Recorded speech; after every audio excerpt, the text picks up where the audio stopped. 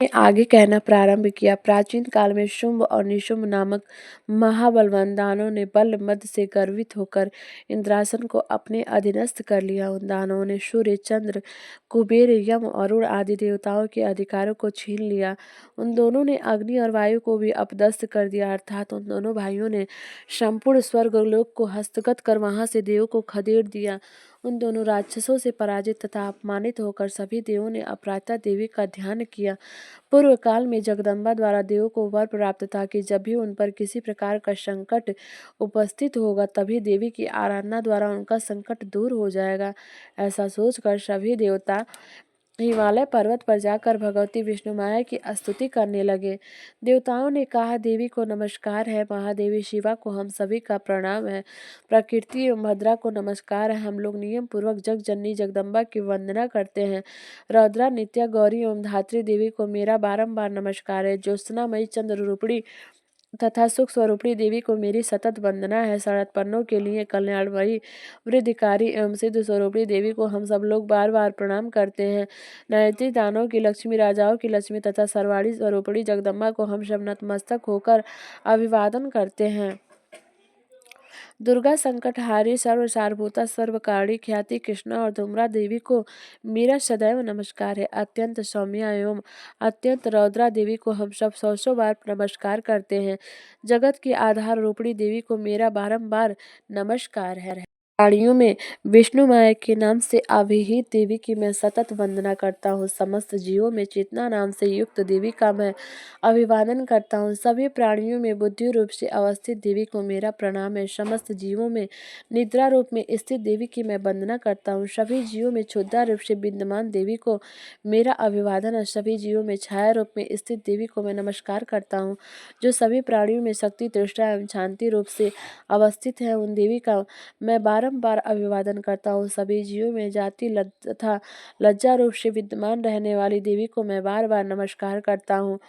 सभी जीवधारियों में शांति, श्रद्धा एवं कांति रूप में अवस्थित देवी को मैं नमस्कार करता हूँ। जो देवी सभी लोग में लक्ष्मी रूप से अधिष्ठित है, उनको मेरा नमस्कार है। सभी जीवधारियों में जिनकी स्थिति वृत्ति तथा स्मृति रूप में है, उन देवी का मैं अभिवादन करता हूँ। सभी जीवधारियों में दया रूप से स्थित देवी को मेरा नमस्कार है। सभी लोगों में तुष्टि रूप से परिव्याप्त रहने वाली देवी को मेरा नमस्कार है। सृष्टि में जिनकी स्थिति मातृ तथा भ्रांति रूप में है, उन देवी का मेरा प्रणाम है। सभी प्राणियों में व्याप्त इंद्रियों की अधिष्ठात्री देवी को मैं नमस्कार करता हूँ। जिनकी व्याप्ति इस सृष्टि में चैतन्य रूप से है, उन देवी को मेरा नमस्कार है। प्राचीन काल में अपनी इष्ट सिद्धि के लिए देवों ने जिनकी स्तुति की थी तथा चिरकाल तक देव राजेंद्र ने जिनका सेवन किया, वह कल्याणदात्री ईश्वरी हमारा हित एवं मंगल करे तथा मेरे पर आई हुई विपत्तियों का निवारण करे। इस समय दैत्यों के अनाचार से पीड़ित होकर हम सभी देवता जिन परमेश्वरी को प्रणाम करते हैं तथा जो व्यक्तियों द्वारा साध्वानित होकर स्मरण करने से उनके समस्त संकटों का निवारण करती हैं, वे ही जगदम्बा मेरे कष्टों को भी दूर करें। इसके बाद ऋषि ने कहा, हे राजन, देवताओं द्वारा जिस समय वहाँ स्तुति पाठ हो रहा था, उसी समय पार्वती जी ने भी वहाँ गंगा स्नानार्थ पदार्पण किया था। मनोहरी वृकुटी से युक्त उन भगवती पार्वती ने देवताओं से पूछा, आप लोग यहाँ पर किसका स्तुति गान कर रहे हैं? तभी उन्हीं के शरीर कोश से निर्गत शिवा देवी ने उत्तर दिया, ये सभी देव युद्ध में शुंभ निशुंभ नामक दैत्यों से अपमानित एवं पराजित होकर मेरी ही स्तुति कर रहे हैं। पार्वती जी के शरीर कोश से ही अंबिका देवी की उत्पत्ति हुई थी, इसीलिए वे त्रैलोक में कौशिकी नाम से संबोधित की जाती हैं। कौशिकी की उत्पत्ति के बाद पार्वती जी के शरीर का रंग काला पड़ गया, इसीलिए वे हिमालय पर निवास करने वाली कालिका देवी के नाम से प्रसिद्ध हुई। शुंभ निशुंभ के अनुचर चंडमुंड ने आकर परम मुग्धकारी रूप वाली अंबिका देवी को देखा। देवी का अवलोकन करने के बाद उन्होंने शुंभ दैत्य से जाकर कहा, महाराज, मैंने हिमालय पर्वत पर एक अति सुंदरी स्त्री को देखा है। उसकी कांति से हिमालय आलोकित हो रहा है। वैसी अनिंद सुंदरी को अब तक कभी किसी ने नहीं देखा होगा। हे दानवराज, आप पता लगाकर उस स्त्री को ग्रहण कर लीजिए। उस स्त्री के समस्त अंगों की शोभा वर्णनातीत है और अपनी अंग प्रभा से वह संपूर्ण दिगंतों को प्रकाशित कर रही है। अभी तक वह हिमालय पर ही विद्यमान है, आप चलकर उसे स्वयं अपनी आंखों से देख सकते हैं। उस समय आपके आवास स्थान में सभी अमूल्य रत्न, हाथी, घोड़े आदि शोभित हो रहे हैं। आपने ही इंद्र से ऐरावत परिजात विश्व एवं असुरों में श्रेष्ठ उच्चैश्रवा नामक घोड़ा छीन लिया था। इसके अतिरिक्त हंसों से जुता हुआ ब्रह्मा जी का रत्न जड़ित विमान भी आपके यहाँ रखा हुआ है। आपने कुबेर से महापद नामक निधि विहरण करके अपने पास रख लिया है।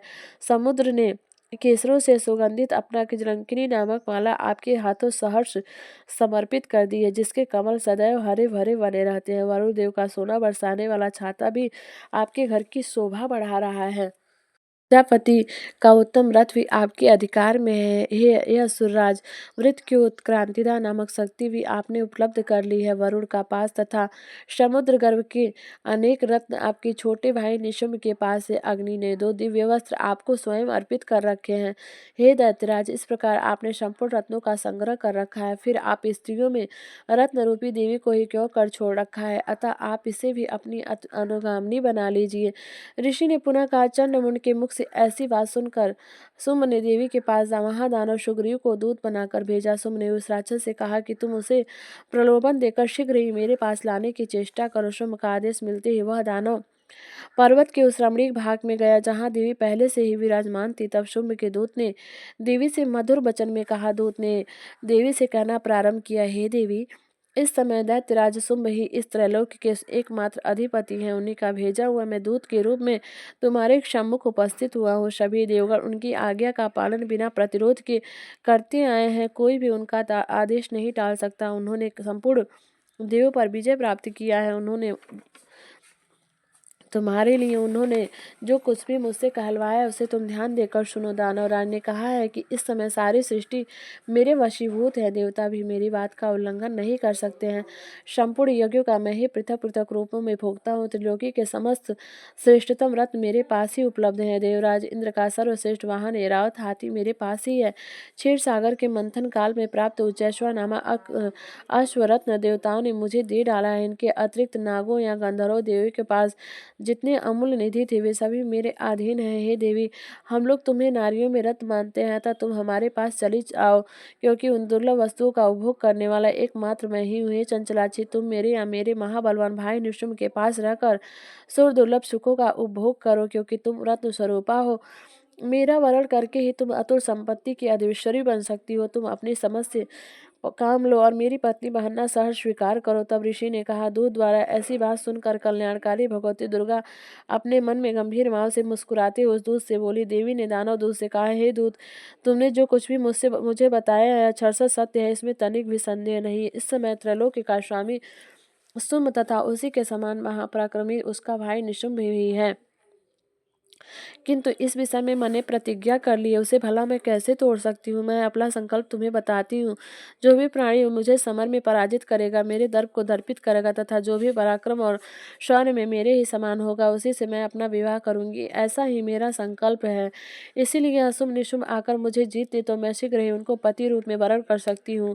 अतएव इस कार्य में विलम्ब करना ठीक नहीं है। देवी की बात सुनकर दूत ने कहा, हे देवी, तुम्हारी बातें केवल दम्भपूर्ण है, लड़ने की तो कल्पना भी नहीं की जा सकती। इस विश्व में ऐसा कोई जीवधारी नहीं जो शिव निशुम्भ के सामने खड़े होने की सामर्थ्य रखता हो। सभी देवता एक साधारण राक्षस को सामूहिक रूप से नहीं जीत सकते।